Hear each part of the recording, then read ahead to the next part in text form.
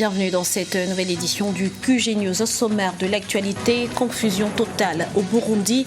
L'ex-chef d'état-major Godefroid Niyombare affirme avoir destitué le président Pierre Nkurunziza. Le chef d'État tchadien Idriss Déby Itno réclame au Nigeria une coopération militaire renforcée, une démarche nécessaire selon lui pour porter un coup fatal au groupe islamiste Boko Haram. Et puis, le classement des 10 pays africains les plus compétitifs dans le domaine du tourisme a été dévoilé ce lundi. L'Afrique du Sud décroche la première place. Mais avant de développer ces titres, Charles Blé Goudet veut régler ses comptes. L'ancien chef des Jeunes Patriotes, actuellement en attente de son jugement à La Haye par la Cour pénale internationale, a déposé ce mardi une plainte devant la justice ivoirienne. Il attaque la direction de la surveillance du territoire pour mauvais traitement au cours de sa détention en Côte d'Ivoire. Le Burundi en ébullition, alors qu'un sommet réunit ce mercredi plusieurs chefs d'État pour faire le point sur la crise qui secoue actuellement le pays. À Bujumbura, l'ancien chef d'État-major Godefroid Niyombare a annoncé sur une radio privée la destitution du président Pierre Nkurunziza. Le point sur la situation avec Aminata Diak.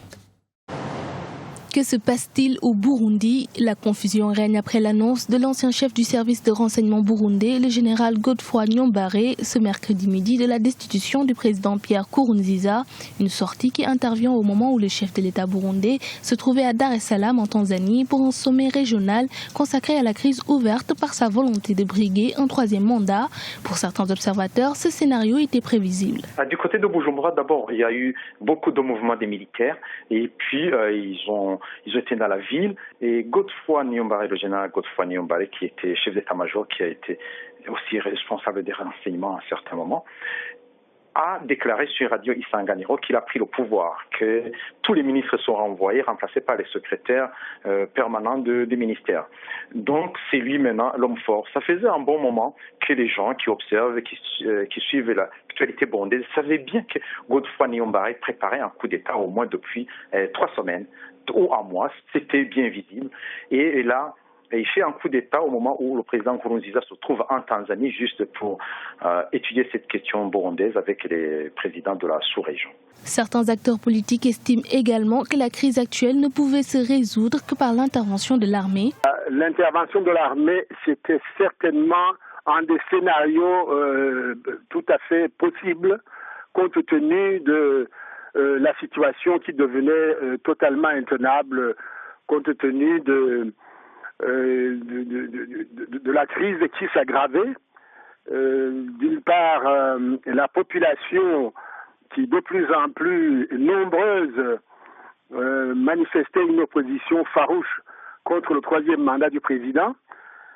D'autre part, une partie des forces de l'ordre qui utilisaient la violence et surtout, j'allais dire, le fait que les forces vives de la nation, que ce soit la société civile, que ce soit l'Église catholique, qui encore hier lançait presque un ultimatum justement au président. Pour le moment, il est difficile de mesurer la portée de la déclaration du général Godefroid Niyombare et du soutien qu'il bénéficie au sein de l'armée. De nombreux civils sont descendus dans les rues de Bujumbura, la capitale, protégés par des soldats loyalistes pour manifester leur joie. Une coordination des actions militaires pour en finir avec Boko Haram. C'est la recommandation faite par le président tchadien Idriss Déby Itno lors de sa visite au Nigeria ce lundi. Fort de sa position de premier plan dans l'offensive régionale, le chef d'État tchadien appelle donc les autorités nigérianes à davantage œuvrer en ce sens. Voyez ce reportage d'Afolake Onyinloye, notre correspondante au Nigeria. La lutte contre le terrorisme a été le point essentiel des échanges lundi lors de la visite du président tchadien au Nigeria. Selon le président de la République du Tchad, Idriss Déby, qui a échangé aussi bien avec le président sortant que le président entrant, cette visite vise d'abord à saluer le sens démocratique des deux leaders nigérians. Il a félicité le président Goodluck Jonathan pour, dit-il, son acte qui mérite la reconnaissance. Il l'a aussi félicité pour son implication dans la lutte commune contre le groupe terroriste Boko Haram. Boko Haram a été cassé, mais n'est pas terminé. Donc, nous continuerons à travailler ensemble sur le terrain avec le président Hamad pour ramener la paix, la stabilité et la quiétude dans le bassin conventionnel du lac Tchad et aussi sur l'ensemble en fait, disons, de la région. Tchad, Niger et Cameroun. Le Tchad, le Niger et le Cameroun ont aidé le Nigeria à sécuriser sa frontière contre les agressions terroristes. Certains ponts et de nombreuses infrastructures ont été détruites. Ce sont autant de choses dont nous avons discuté. Donc, si Dieu le veut, lorsque le gouvernement sera en place, nous allons à nouveau nous asseoir et faire un examen complet de la situation.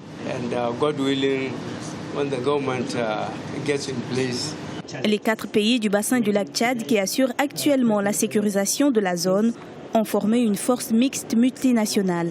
Cette force, à en croire le président tchadien, va se métamorphoser en une force de réaction rapide sur le continent africain. L'actualité économique à présent, la BRVM lance un service d'information boursière par SMS. La Bourse régionale des valeurs mobilières s'est pour cela associée à l'opérateur téléphonique MTN. Objectif, diffuser la culture boursière au sein de l'UMOA. Intitulé Info BRVM, le service est disponible depuis ce mardi pour les abonnés MTN. Aucune date n'a cependant été communiquée sur l'ouverture de ce service aux abonnés des autres opérateurs mobiles ivoiriens. L'Afrique du Sud en tête des pays continentaux les plus compétitifs dans le domaine du tourisme. C'est ce qui ressort du classement 2015 de la World Economic Forum publié ce lundi. La nation arc-en-ciel est talonnée par les Seychelles et Maurice. Arwa Barkala. La World Economic Forum a publié le lundi 11 mai dernier son classement des pays les plus compétitifs dans le domaine du tourisme. L'Afrique du Sud est le premier pays visité dans le continent africain, suivi des Seychelles et des îles Maurice. Le Maroc talonne le trio. Les 10 pays africains qui sont classés par le World Economic Forum, en termes de tourisme, c'est tout simplement pourquoi ? Parce que ces pays-là ont essayé de mettre en exergue les avantages compétitifs, comparatifs, naturels qu'à l'Afrique. Tout simplement pourquoi, si vous prenez le premier pays comme l'Afrique du Sud, si vous voulez, a une position déjà géographique. Ensuite, vous avez la richesse naturelle. Donc, dès l'instant que vous mettez ça un tout petit peu en exergue, en avance, vous avez les touristes qui viennent. Malgré les difficultés de sécurité et d'infrastructure, l'Égypte et la Tunisie restent dans le top 10 du continent. Mais la politique des pays compétitifs est le fruit de stratégies et de décisions politiques pensées en amont. Ça regroupe un certain nombre de choses qui vont être quoi ? J'ai parlé des infrastructures routières, les infrastructures hôtelières, l'accueil, pouvoir éduquer la population en les sensibilisant à l'importance du tourisme. Donc, tous les États africains, pour peu qu'un État mette en place des stratégies touristiques efficaces. Alors qu'ils peuvent se targuer de ressources naturelles et culturelles importantes, les pays de l'Afrique subsaharienne se trouvent en majorité dans la seconde partie du classement mondial. Mais le rapport déplore le manque de moyens en matière de santé, de salubrité et d'infrastructures. C'était le journal de la rédaction. Merci de l'avoir suivi. Retrouvez dans un instant une nouvelle édition de l'information sur Africa 24.